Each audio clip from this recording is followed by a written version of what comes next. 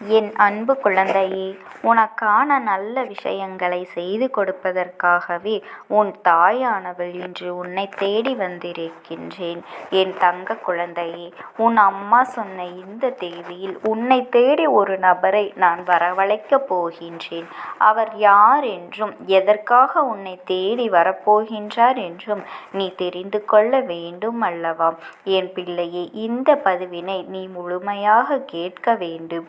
ஏனென்றால் இது உன்னுடைய வாழ்க்கையில் மிக முக்கியமான விஷயம்.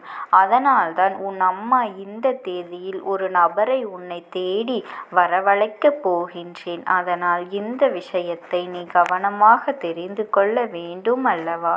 என் குழந்தையே, இந்த அம்மா சொல்வது எல்லாம் உன்னுடைய நன்மைக்காகத்தான். என் பிள்ளைகளுக்கு வாழ்க்கையில் நல்லதை நடத்தி கொடுக்க வேண்டியது இந்த அம்மாவினுடைய பொறுப்பாக இருக்கின்றது அல்லவா?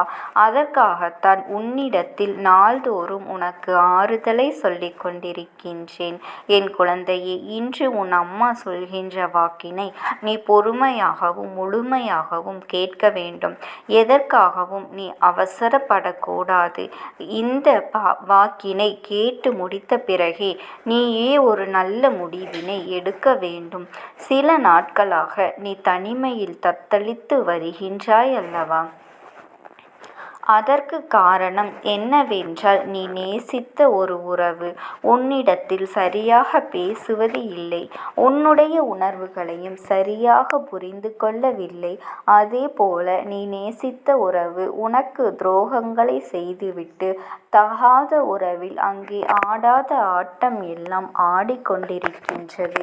என் அன்பு குழந்தையே, நீயாகவே அவர்களிடத்தில் சென்று என்னை புரிந்து கொள்ளுங்கள், நான் என்ன சூழ்நிலையில் இருக்கின்றேன், உங்களை தவிர எனக்கு வேறு யாரும் இல்லையே, இதுவரை நீங்கள் என்ன தவறுகள் செய்திருந்தாலும் அதையெல்லாம் நான் மன்னித்து விடுகின்றேன், மீண்டும் என்னோடு வந்து விடுங்கள், இனி எது நடந்தாலும் நான் பார்த்து கொள்கின்றேன் என்று அவர்களிடத்தில் நீ மன்றாடி கேட்பாய் அல்லவா? அப்போதெல்லாம் அவர்கள் உன்னுடைய வார்த்தையை அலட்சியம் செய்துவிட்டு, இனி இந்த வாழ்க்கையில் உன்னை நான் துணையாக வெறுக்கின்றேன், என்னை நீ பார்க்க வேண்டாம், நான் உன்னிடத்தில் பேச விரும்பவில்லை என்று அவமானப்படுத்தி, அதுவும் வேறு ஒரு நபரின் பேச்சை கேட்டுக்கொண்டு உன்னுடைய மனதை சுக்கு நூறாக உடைத்து விட்டார்கள் அல்லவா? என் அன்பு குழந்தையே, இப்படி உன்னை காயப்படுத்திவிட்டு அவர்கள் வாழ்க்கையில் சந்தோஷமாக வாழ்ந்துவிடலாம் என்று கனவு கோட்டை கட்டினார்கள். ஆனால் தான் எதை விதைக்கின்றோமோ அதைத்தான் அறுவடை செய்ய முடியும் அல்லவா? அவர்கள் செய்த துரோகங்களையும் அவர்கள் பேசிய வார்த்தைகளையும் எல்லாம் கேட்டுக்கொண்டு பல நாட்கள் பல இரவுகள் எல்லாம் உண்ணாமலும் உறங்காமலும் நீ அழுது கொண்டு இருந்தாய்.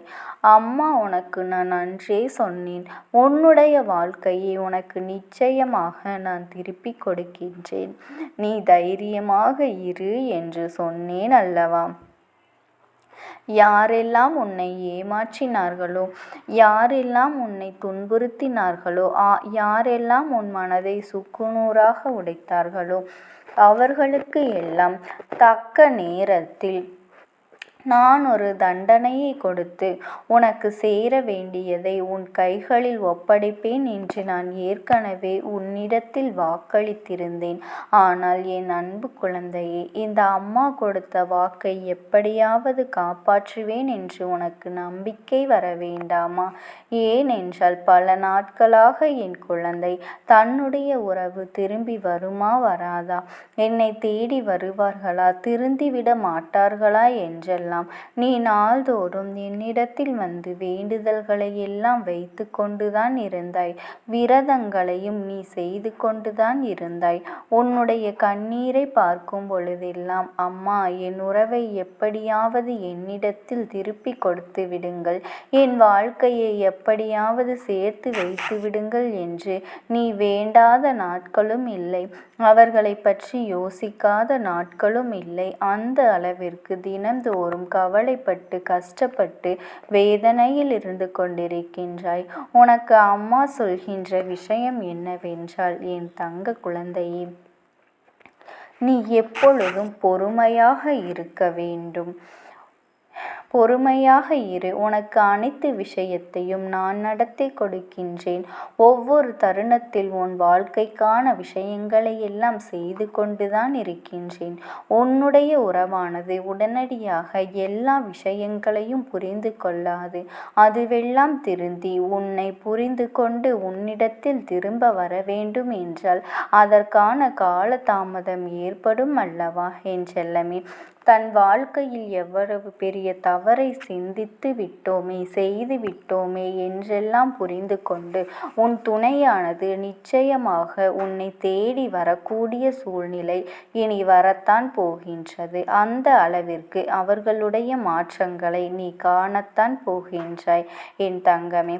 உன் வாழ்க்கையில் உனக்கு மகிழ்ச்சியை ஏற்படுத்தி கொடுக்க வேண்டியது இந்த அம்மாவினுடைய பொறுப்பு.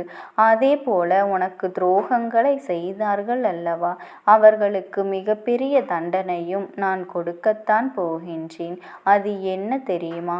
நீ எப்படியெல்லாம் உன்னிடத்தில் நம்பிக்கையான வார்த்தைகளை பேசி உன் நயவஞ்சகம் செய்து உன் வாழ்க்கையில் கெடுதல்களை செய்து அவர்கள் உன்னை ஏமாற்றினார்களோ, துரோகங்களை செய்தார்களோ, உனக்கு நடந்த ஒரு விஷயம் அவர்களுடைய வாழ்க்கையிலும் நடக்கப் போகின்றது.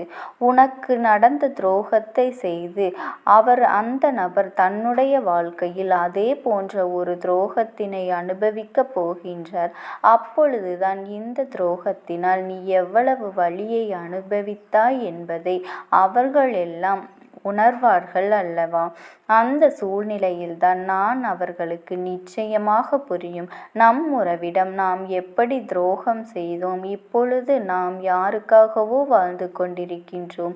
அந்த நபரே நம்முடைய இதயத்தை சுக்குநூறாக உடைத்து விட்டார்களே, நாம் செய்த பாவத்திற்காகத்தான் இந்த தண்டனையை நாம் அனுபவித்து கொண்டிருக்கின்றோம் என்று உன்னுடைய உறவானது அங்கு படாத கஷ்டங்களை எல்லாம் படத்தான் போகின்றது. ஆனால் என் அன்பு குழந்தையே, உன்னை நினைத்து அங்கே அவர்கள் கண்ணீர் வடிக்கும் சூழ்நிலையும் வந்துவிட்டது. இப்பொழுதுதான் உன்னுடைய அருமை என்ன, உன்னுடைய அன்பு என்னவென்று அவர்களுக்கு புரிய ஆரம்பித்திருக்கின்றது. என் செல்ல குழந்தையே, நீ மனதில் எத்தனை வலிகளை அனுபவித்தாயோ அதைவிட அதிகமான வலிகளை உன் உறவானது அங்கே அனுபவிக்கப் போகின்றார்கள். எப்பேற்பட்ட ஒரு உண்மையான இதயத்தை உடைத்து தூக்கி எறிந்து விட்டோமே என்று நினைத்து நினைத்து அந்த உறவானது அங்கே கதறி அழுது கொண்டிருக்கின்றது. அப்படிப்பட்ட ஒரு சூழ்நிலை தான் அவர்களுடைய கனவில் நான் சென்று பேசினேன். அது என்ன தெரியுமா? என் அன்பு குழந்தைக்கு நீ வேண்டுமென்றே ஒரு காயத்தை ஏற்படுத்தி விட்டாய். இதை என் குழந்தை மன்னித்தாலும் நான் மன்னிக்கப் போவதாக இல்லை. நீ செய்த பாவங்களுக்காகத்தான் இத்தனை கஷ்டங்களையும் மன உளைச்சலையும் நீ அனுபவித்து கொண்டிருக்கின்றாய். உனக்கான பாவ விமோசனம் வேண்டுமென்றால் நிச்சயமாக நீ உன் துணையிடத்திலே மன்னிப்பு கேட்க வேண்டும்.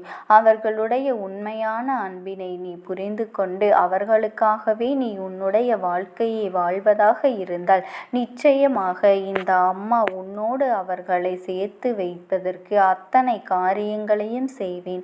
நீ அவர்களிடத்தில் மன்னிப்பினை கேட்டு உன்னுடைய உண்மையான அன்பினையும் பாசத்தையும் மட்டுமே அவர்களிடத்தில் வெளிப்படுத்த வேண்டும். அப்படி நீ செய்வாயானால் என் அன்பு குழந்தை உன்னை ஏற்றுக்கொள்வதற்கு தயாராகத்தான் இருக்கின்றார்கள் என்று சொல்லி இருக்கின்றேன் என் தங்க குழந்தையே. அதனால் நீ எதை நினைத்தும் கலங்காதே. இனி உன் வாழ்க்கையில் சந்தோஷம் மட்டுமே பெருகப் போகின்றது. எதை நினைத்தும் கவலைப்படாதே என் அன்பு குழந்தைக்கு. இந்த தாயானவளினுடைய அன்பும் ஆசீர்வாதங்களும் என்றென்றைக்குமே முழுமையாக கிடைத்து கொண்டேதான் இருக்கும். ஓம் சக்தி. ஓம் ஆதிபரா சக்தி.